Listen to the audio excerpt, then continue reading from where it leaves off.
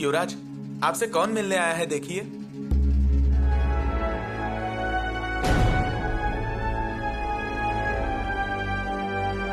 शंभू, शंभू साचे, खूब लड़ोगे जंग, कलश बहाए प्रेम की धारा, केवल तुमरे संग, छवि बना के छवि बता के पास तुमरे आयो, छवि देख शिव पुत्र की, सो खुद की भूल गयो, छवि खुद की भूल गयो। शंभू राजा, हम आप पर कौन सी भी निजी जिम्मेदारी नहीं डाल रहे हैं। आप पर बस एक ही जिम्मेदारी है, दक्षिण दिग्विजय का नेतृत्व।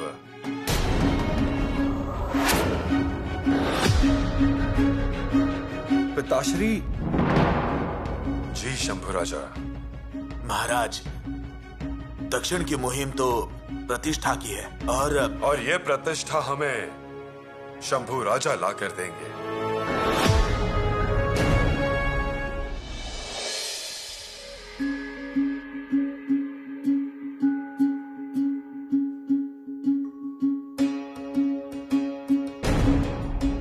युवराज,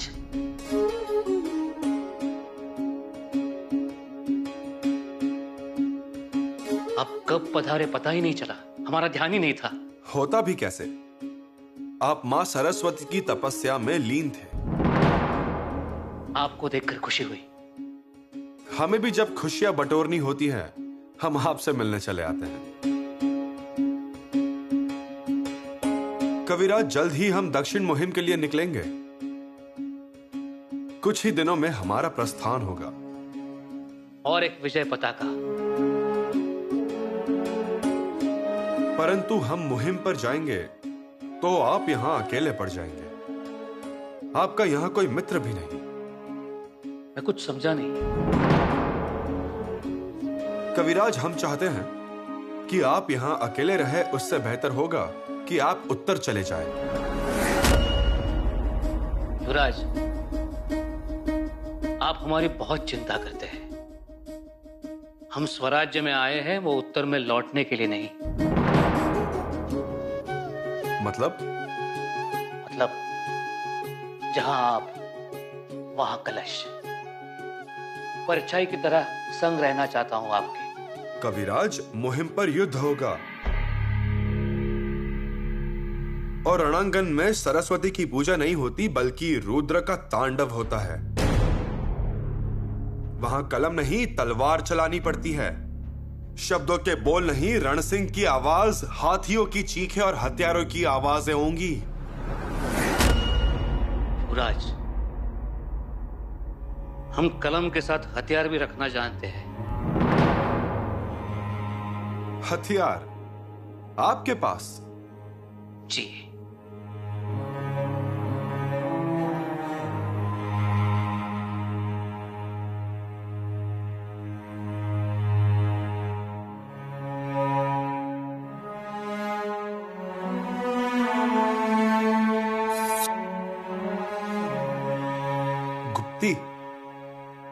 हमें अभी भी यकीन नहीं हो रहा। हम कलम के साथ दुश्मन का सिर कलम करना भी जानते हैं। काशी मथुरा में स्वयं के सुरक्षा के लिए इसकी आवश्यकता थी। इसे चलाना भी जानते हो या यूं ही? थोड़ा बहुत तलवार चला लेते हैं। बहुत खूब। वक्त आया तो जरूर चलाऊंगा।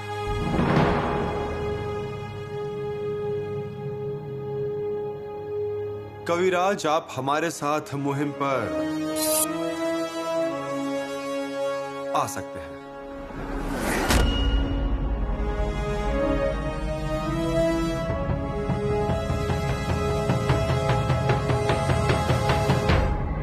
भाभी, अरे भाभी रुकिए तो। बिल्कुल नहीं। अरे हम नहीं चिढ़ाएंगे। आप हमेशा कहती हैं आप नहीं चिढ़ाएंगी और फिर चिढ़ाती हैं हमें। हम सच में नहीं चिढ़ाएंगे भाभी, रुकिए तो आप। भाभी, हमने कहा रुकिए। ये लीजिए। कुछ नहीं चाहिए हमें।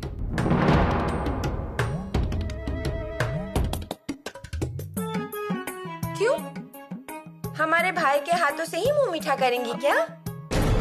देखिए देखिए रानू दीदी, आप हमेशा ऐसे कहती हैं। कुछ भी बोलेंगे तो आपको गुस्सा ही आएगा। और ये जो आपके गाल पर छेद है वो तो अंदर जाएगा ही। रानू दीदी, ये लीजिए।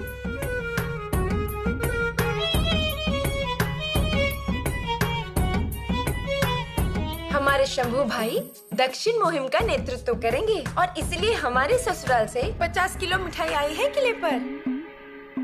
हमारे पति खुद लेकर आए हैं। एक मन? फिर अब दादा साहब के लिए इतना तो करेंगे ही ना, तो किया और करना भी चाहिए। दोनों में इतना प्यार जो है, मिठाई तो सिर्फ एक बहाना है। रानू जी,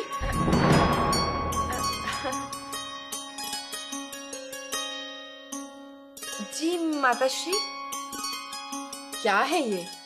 कितनी मस्ती करेंगी? हमें लगा पता नहीं क्या हुआ क्या नहीं। मुहिम पर जाने से पहले ही मुहिम जीत ली क्या? नहीं, वो हम मुहिम पर जाने से पहले तो कोई भी मिठाई बांट सकता है,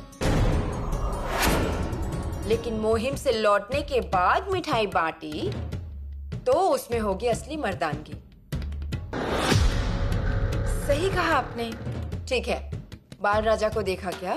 नहीं माताश्री, पर हाँ थोड़ी देर पहले वो आंगन में खेल रहे थे। हम बुलाकर लाते हैं। नहीं, रहने दीजिए, हम जाकर देखते हैं।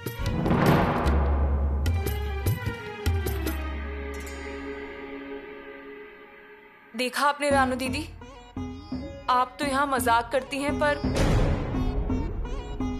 माताश्री क्या बात कहकर गई सुना ना आपने? भाभी, अरे हमारी माताश्री हमेशा से ही ऐसी है।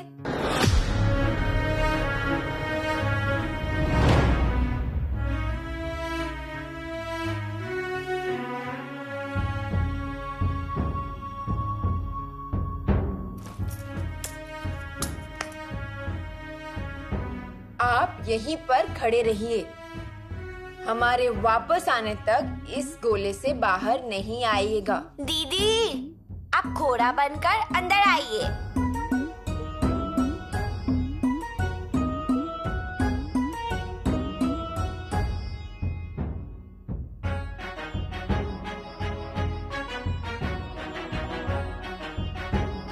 बैठ जाइए शंभू राजा।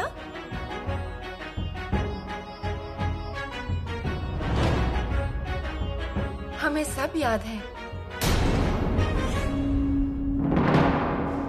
शंभू राजे युवराज हैं और जवान हैं।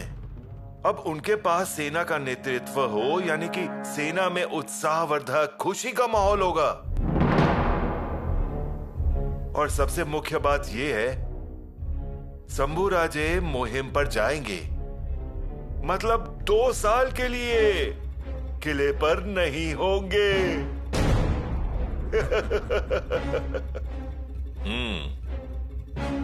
होशियार हो आप तो। आपके कहने का मतलब पहले नहीं समझ सका, पर अब समझ गया। हाँ, यहाँ दीवारों के भी तो कान है मोरोपंत, इसलिए जो भी कहना है वो समझ बूझ कर बोलना पड़ता है, नहीं तो बात सीधी महाराज तक पहुंच जाती है। अब शंभू राजे मुहिम पर जाएंगे, मतलब हमें रोज की तकलीफ से छुटकारा मिल जाएगा, ऐसा? हाँ राहु जी, शंभू राजे गढ़ पर होने से आपको इतनी तकलीफ क्यों है? बहुत होती है, रोज तलवार की धार पर रखते हैं हमें। बस इतने पर ही संतुष्ट हो गए आप? हमें तो लगा था शंभू राजा किले पर नहीं है, इसलिए आप मौके का फायदा उठाएंगे। मतलब? जाने दीजिए पंत, उन्हें किसी से कोई मतलब नहीं। खुद की तकलीफ कम हो रही है, बस उसी में वो खुश हैं। राव जी, इसी वजह से आप सिर्फ अब तक गटकरी हैं। मोरोपंत, हम तो सिर्फ सीधा सोचने वाले लोग हैं, आप जैसे खेल खेलने नहीं आते। तो फिर सीख लो। सिर्फ टांग पे टांग रखकर बैठे मत रहिए। जो कुछ भी हो रहा है वो अच्छा नहीं हो रहा। दक्षिण की मुहिम जीतने के बाद शंभू राजा पर महाराज का विश्वास दृढ़ होगा। शंभू राजा स्वराज्य के भावी छत्रपति बनने के लिए कितने योग्य हैं, इस पर मुहर लग जाएगी। वो तो है ही, पर अब महाराज जी ने ही निर्णय लिया है तो कैसे रोकेंगे उन्हें? तो हम खुद को अन्नाजी पंत कहलाते हैं, उसका मतलब क्या है? अजी, मेरी बुद्धि तो चूहे की तरह है। चूहा परदेश जाता है लेकिन बिल खोदता है, वैसा ही मैं हूं। लेकिन मौका मिलेगा? चूहा मौका हासिल कर ही लेता है। आप एक काम कीजिए मोरोपंत, आप महाराज को राजनीतिक पेंच में पकड़िए और आप? हम महाराज पर पारिवारिक दबाव लाएंगे। फंस जाएंगे पंत, बहुत खतरा है। किसी को पता चला तो? चूहे का धर्म है घर खोखला करना, वो हम निभाएंगे। वाह नाजी पंत, वाह। कुछ भी होने दीजिए, दुनिया इधर की उधर हो जाने दीजिए, लेकिन शंभू राजा के हाथ में कामयाबी नहीं आनी चाहिए, मतलब नहीं आनी चाहिए।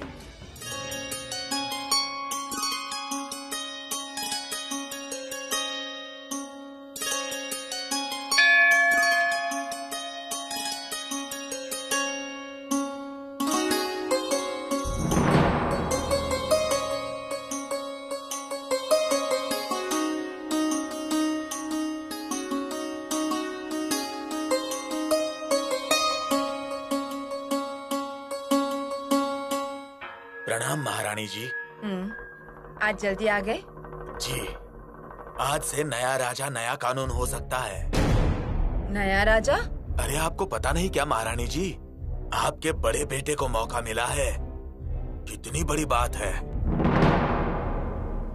जगदीश्वर ने येसु भाई को अपना आशीर्वाद दिया है। पंत, अजी, जगदीश्वर की सीढ़ियां घिस दिया आपने, लेकिन उसने तो आप ही को सीढ़ी पे बिठा दिया। मतलब पल भर के लिए ऐसा लगा पंत, जगदीश्वर के कारण स्वराज्य की मिठाई उनके पास और हमारे हाथ में शक्कर। बस बुरा लगता है मुझे बाल राजा का सोच के।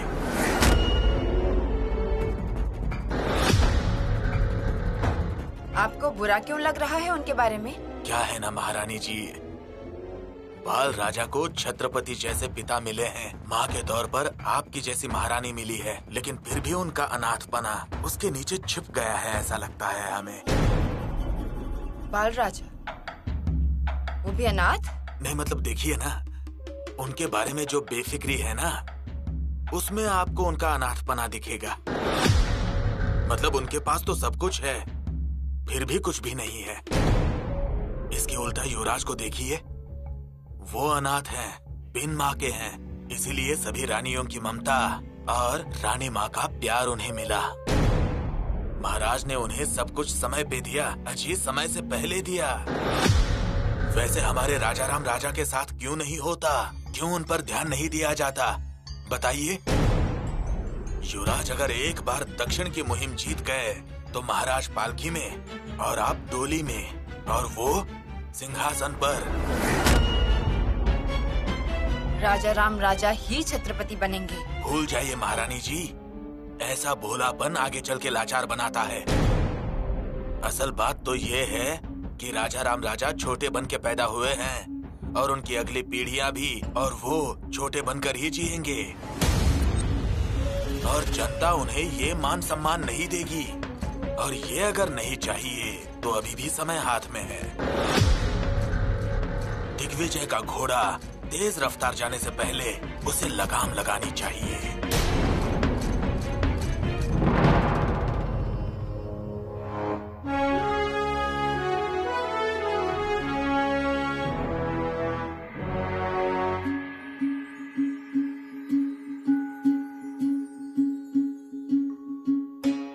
युवराज, आइए, ये भाला देखिए। हमें ये कुछ अच्छा नहीं लग रहा। इस भाले की नोक थोड़ी लंबी होनी चाहिए थी। परंतु ये तो नहीं मुड़ेगा। उसी के लिए बीच में सीधी रेखा निकालनी होगी। पात्र भी झुकेगा नहीं और अचूक निशाना भी लग सकता है। लेकिन लक्ष्य भेद करने के लिए ताकत लगती है, और वो समय पर खाना खाने से आएगी। चलिए, खा लीजिए। रख दीजिए, खाते हैं हम।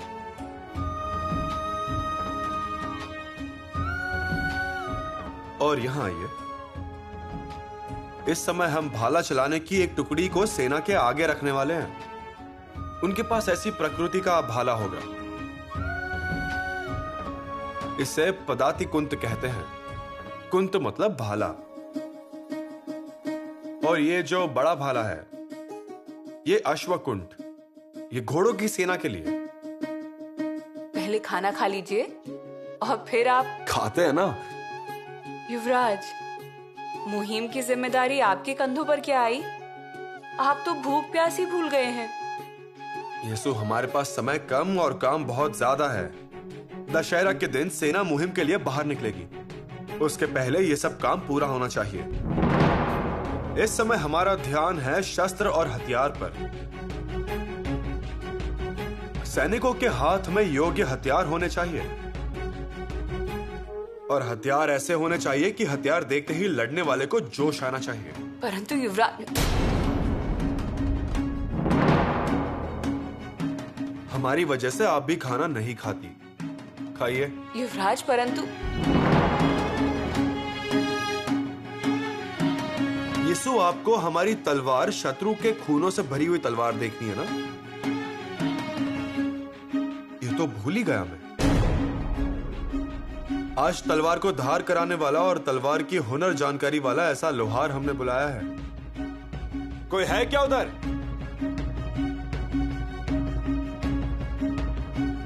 जी। वो लोहार बाबा को भेजना। जी युवराज। आपने बुलाया मुझे? खुशखबरी जो देनी थी। कैसी खबर? हमने मुहिम का नारियल फोड़ दिया, वो भी जगदीश्वर के द्वार पर।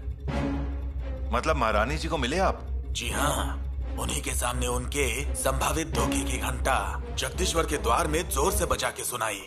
अच्छा, ऐसा है? तो क्या बोली महारानी जी? वो क्या कहेंगी? स्वार्थ के सामने सारी दुनिया लाचार हो गई है। इसका मतलब आपने बहुत बड़ी छलांग लगाई है। मेरी बात छोड़िए, आपने क्या किया वो बताइए मुझे। क्या करें ये समझ ही नहीं आ रहा। मतलब महाराज जी से कैसे बोले? इसलिए महाराज अष्टवदनी बोलते हुए सारी बातें समझ जाते हैं। समझते हैं तो समझने दीजिए। हम नाराज हैं ये उन्हें पता चलने दीजिए। परंतु महाराज जी का क्रोध बहुत है। आप इस बारे में मत सोचिए। आप इस बारे में सोचिए। मैं याद दिलाता हूं उस फ्रेंच यात्री एबेकरी के खत का। वो कहता है महाराज के मुकाबले उनका बेटा ज्यादा बहादुर है। उसके साथ लड़ते समय सैनिक धन्य हो जाते हैं। इसका मतलब समझते हैं आप? इसका मतलब हमें हट और जिंदगी भर की मानहानि। समझ आ रहा है हमें भी, और हमें यह भी मालूम है एक बार वो दक्षिण से आए तो समझ लीजिए हमारे निकलने की तैयारी हो गई। समझ रहे हैं ना? समझ में आ रहा है, परंतु महाराज जी पर दबाव कैसे बनाएं? क्या है ये मोरोपंत? आप हार रहे हैं तो ऐसे मोरोपंत किस काम के? हमें वो मोरोपंत चाहिए जो प्रतापगढ़ के युद्ध के दौरान जावली के घने जंगल में ताक लगाकर बैठने वाला।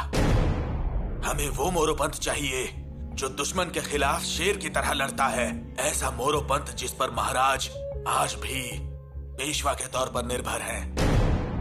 जाग जाइए पंत, अभी ये बाजी जीतेंगे तो अगली चिंता मिट जाएगी। दोनों तरफ से आग लगनी चाहिए, तभी बारूद का धमाका जल्दी होगा। सही कहा आपने।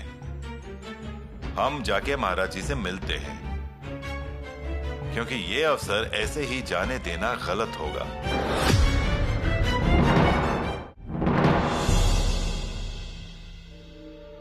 विजापुर की क्या खबर है?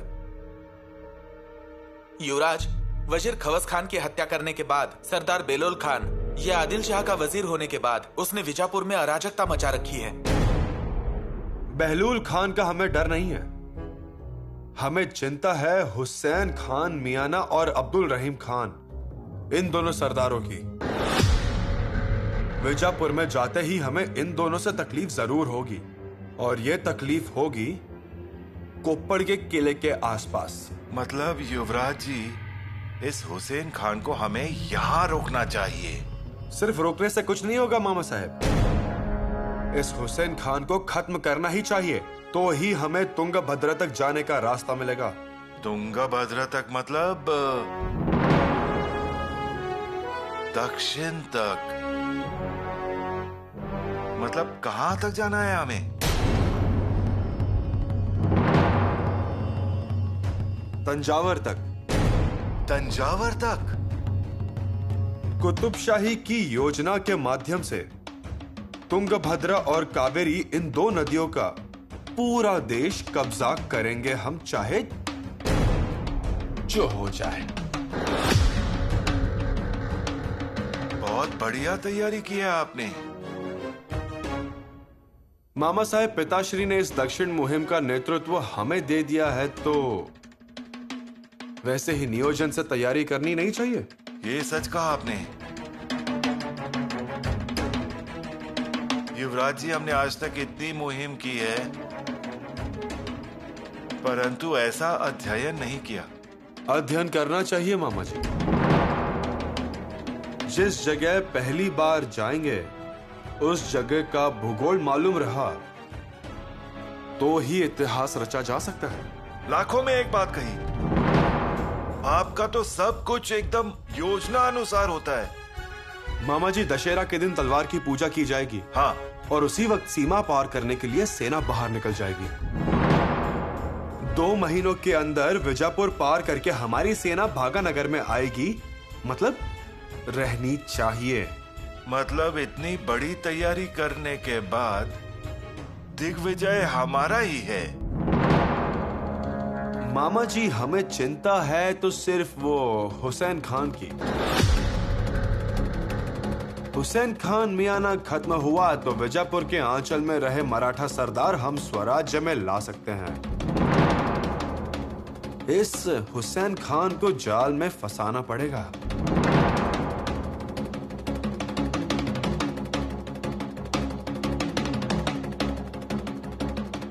हुसैन मियाना, इसे तो अच्छी तरह पहचानते हैं हम। इसने किसका क्या किया है जो हमारा डुबा रहा है? किसी का क्या दिया है हमारा डुबा रहा है? मतलब झूठ मूठ फंसाया। उसे अच्छा सबक सिखाएंगे हम। बाकी युवराज जी, बहुत बड़ी तैयारी की है आपने। महाराज जी को तो बहुत गर्व होगा, देख लीजिए।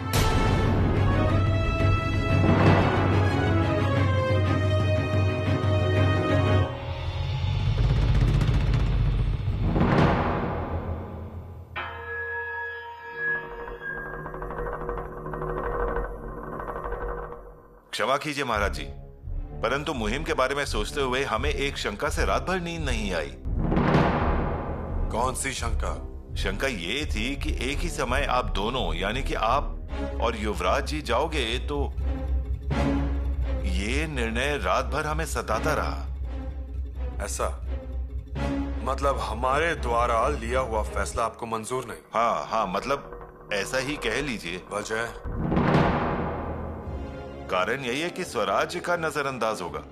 मतलब एक ही समय पर स्वराज्य पर छत्रपति भी नहीं और युवराज भी नहीं। ये बात सही नहीं लग रही है। सच कहें तो इतना महत्वपूर्ण फैसला लेते समय कठिनाई होती है। फिर आपका क्या कहना है? हमारा कहना तो इतना ही है कि दक्षिण की मुहिम ये आपके मन की मुहिम है। और महाराज जी, वहां पर कुतुब शाह से मिलना जरूरी भी है, और वहां पर युवराज जी का रहना जरूरी, मतलब हमें ऐसा लग रहा है, शायद ये गलत हो सकता है, परंतु युवराज जी को। मोरोपंत, फिर हम युवराज की जलती हुई तलवार कब देखेंगे? महाराज जी, वो तो कभी भी देख सकते हैं। मुहिम, लड़ाई ये तो होती ही रहेगी, परंतु जलती हुई तलवार देखने के लिए युवराज जी के आशा के 2 साल बेकार जाएंगे, हमें तो ऐसा ही लग रहा है।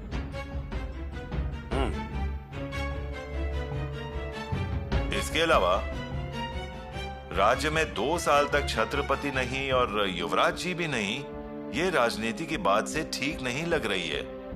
महाराज जी, आप तो बड़े दिल के हो, आप सब पर भरोसा भी करते हैं।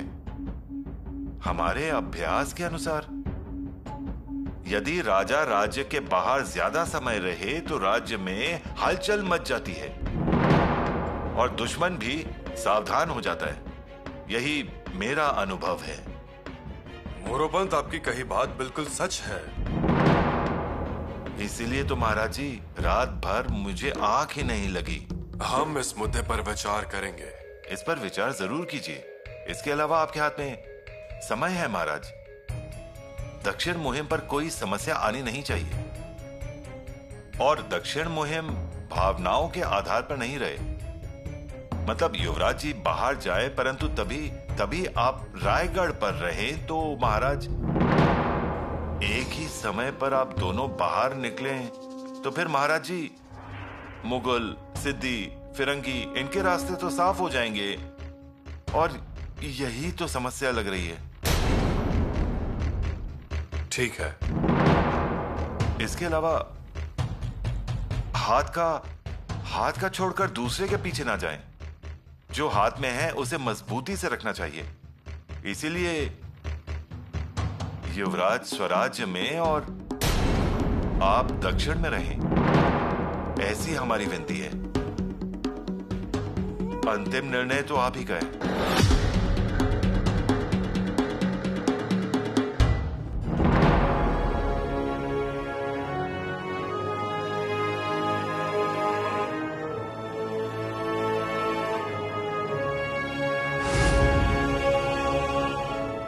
ये तलवार सही तो है ना? वृत्व बिंदु सही है? नहीं। तलवार का धातु शुद्ध है? युवराज, फौलाद कंगन की तरह खनक रहा है, इसमें दम नहीं है। राव जी नाना जी, हमारे पास ऐसी कितनी तलवारें हैं? अब ऐसी तलवारें 12,000 होंगी। वो सारी पिघला दीजिए। हमारे दिमाग में कुछ और चीज है। इस पिघलाए हुए धातु में चंद्र बट हट्टी धातु मिला दीजिए। हमारे पास धातु तो है ना? हाँ है, धातु है और परासी धातु भी है। ये तो अच्छा है। महाराज ने तलवार की जो लंबाई बढ़ाई, उनमें 4 उंगलियां और बढ़ाओ, और हमें तलवार के ऊपर नाल चाहिए। इसके अलावा तलवार वजन से हल्की होनी चाहिए। एक समय एक सैनिक की दादी आई और बोली थी, 3 मन वजन की तलवार येसाजी कंके उठाते हैं। मेरा पोता भी ऐसे ही वजन उठा लेगा और लेकर चला जाएगा। अजी 3 मन वजन में 25-30 तलवारें बन जाएंगी। तो भी लोग अफवाहें फैलाते हैं और कारण नहीं होते हुए भी युवाओं के मन में डर निर्माण करते हैं।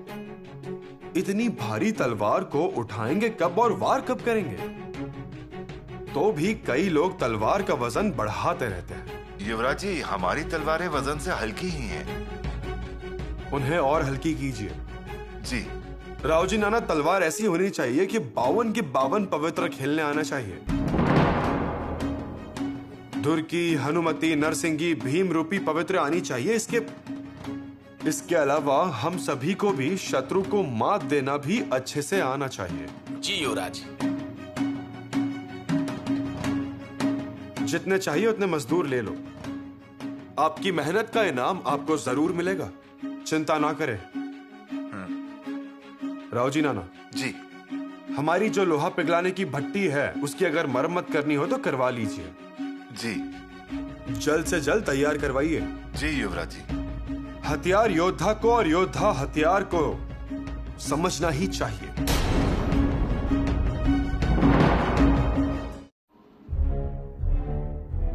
आज गडकरी को यहाँ वहां देखने की भी फुर्सत नहीं है।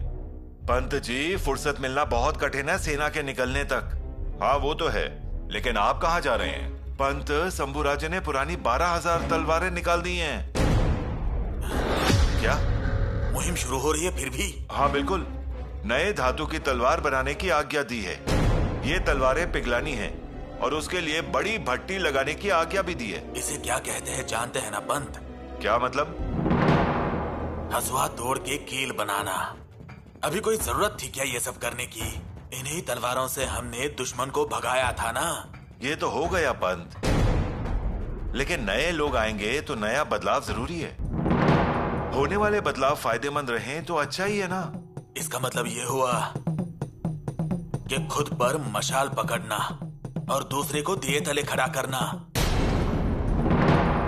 महाराज को दिखना चाहिए ना कि युवराज कुछ अलग कर रहे हैं। बनाइए, आप तलवारें बनाइए, लेकिन हमें क्यों बना रहे हैं? आज सिर्फ हंसी है पंत, परंतु लोग तो युवराज जी के प्रत्येक निर्णय पर तालियां बजा रहे हैं। ताऊ जी नाना, सच बता रहे हो ना सब? पंत, जब से युवराज जी ने मुहिम की जिम्मेदारी अपने सर उठाई है, किले पर नाग की तरह घूमे जा रहे हैं। कभी अंबर खाना, कभी सुतार में, कभी लोहार में, कभी गजशाला, कभी घोड़ों के बीच में, कभी सरदार में, कभी सेना में, कभी बाजार में। कल तो उन्होंने सेना के लिए लकड़ियां लाने वालों की बैठक भी बुलाई थी। सुबह तो घोड़ों को लगाम लगाने वालों की बैठक भी लगाई। घोड़ों के पैरों को कुछ भी न लगे ऐसी सीख दी उन्होंने। मतलब किले पर ऐसा कभी भी आज तक देखा नहीं पंत जी। चैतन्य आएगा ही, कहते हैं ना, नए के 9 दिन। क्यों पंत? ये तो अच्छा ही है। नए दिन में ये बदलाव तो तय है। आप तलवारें बदलिए, हम महाराज का निर्णय ही बदल डालेंगे। मतलब? बत्ती जला दी है मैंने दोनों तरफ से। कान सुन्न करने वाला पहला धमाका हमारा होगा। धमाका।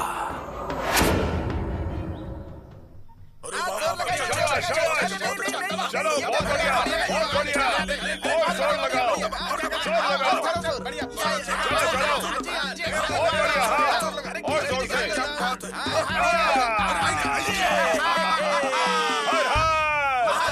हर हर। प्रणाम। उठो मत और कोई नमस्कार भी मत करो।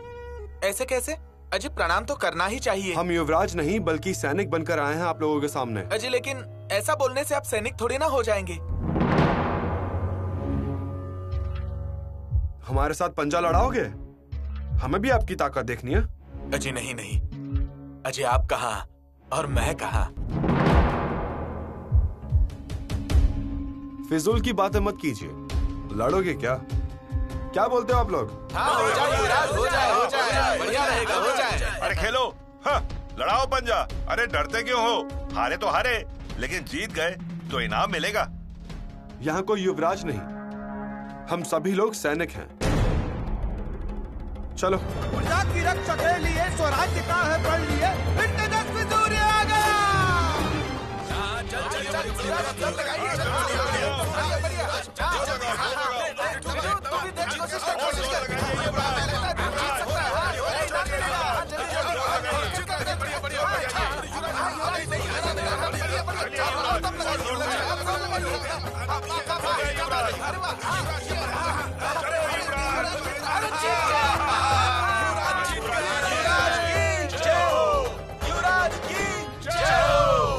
हार गया युवराज। वो सबने देख लिया। अपना हाथ आगे कीजिए।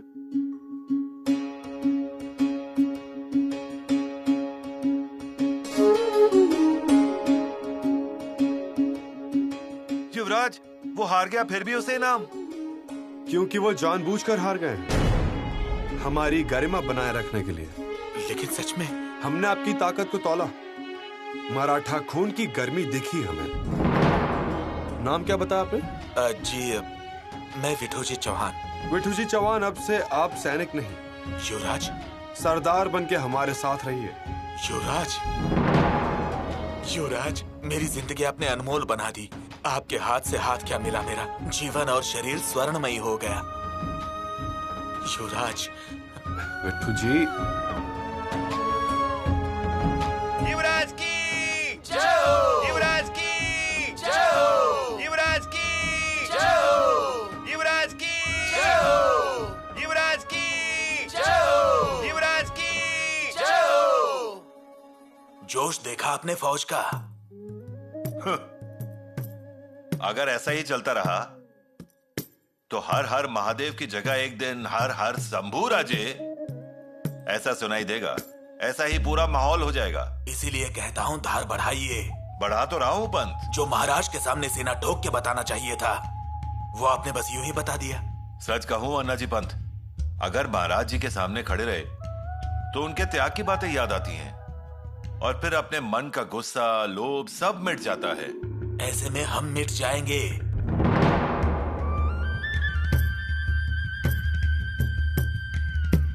कहाँ जा रहे हैं हमारे प्यारे युवराज? दादा साहब से मिलने। हमारे दादा साहब यही है ना?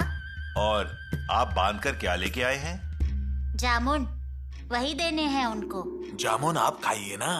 हमारे हिस्से के हमने खा लिए, ये तो हम दादा साहब के लिए लाए हैं। ठीक है दीजिए। जिसका हिस्सा है उसे मिलना ही चाहिए। जाइए।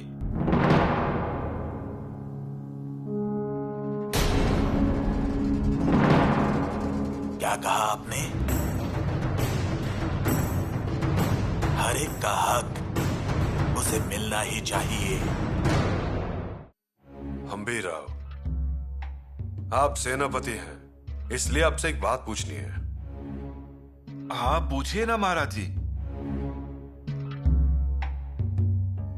ये दक्षिण मुहिम के वक्त हम और शंभू राजा दोनों भी स्वराज्य में नहीं होंगे तो कोई समस्या उत्पन्न हो सकती है? समस्या? कौन सी समस्या? फिर भी हम और शंभू राजा दोनों भी स्वराज्य में नहीं होंगे तो कोई मुसीबत आ सकती है। अब कौन सी समस्या है महाराज जी? अरे समय पर बलिदान देने वाले लोग आपने तैयार किए हैं, तो अब और कौन सी समस्या आएंगी? फिर भी हम और शंभू राजा दोनों भी स्वराज्य में नहीं होंगे। फिर ऐसा पहली बार तो नहीं हो रहा है स्वराज्य में। इसके पहले आप आगरा में थे तो स्वराज्य पूरी तरह से खड़ा भी नहीं हुआ था। अब तो स्वराज्य अपने पैरों पे पूरी तरह से खड़ा है। कोई हिम्मत नहीं कर सकता महाराज जी पर आक्रमण करने के लिए। आपकी बात से हम सहमत हैं। फिर भी हमारा ये विचार है कि जो बात हमारी नजरों से छूट रही है, वो बात हमारे मंत्री लोगों की नजरों से तो नहीं छूट रही। अब ऐसी बात की जड़ तक तो हम नहीं देख सकेंगे, पर एक बात पूरे दिल से बता देते हैं महाराज कि अब युवराज को मुहिम पर जाने से मत रोकिएगा।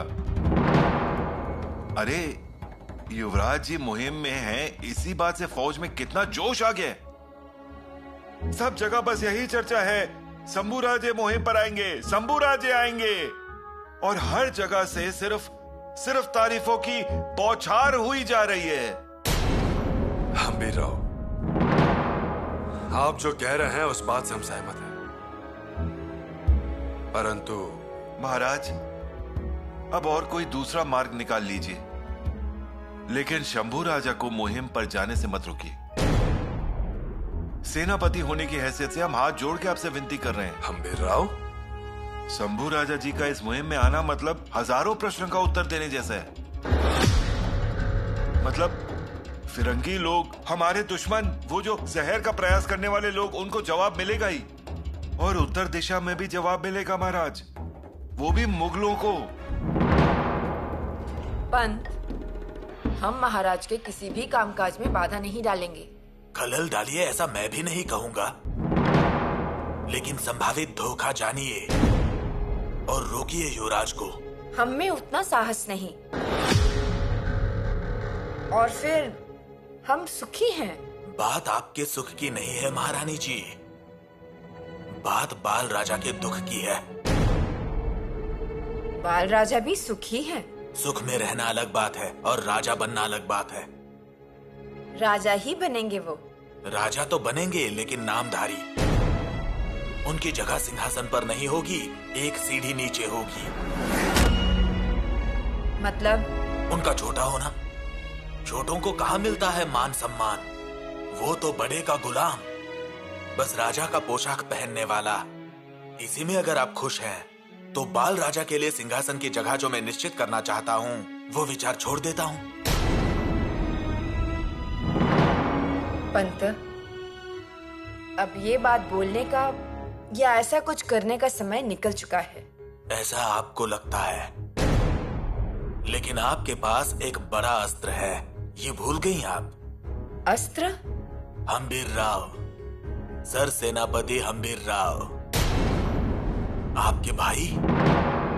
आप उनके भाई होने के प्रेम को जगाइए, वो आपके साथ खड़े हो जाएंगे, वो निर्णय बदलवा सकते हैं। देखिए, कोशिश कीजिए।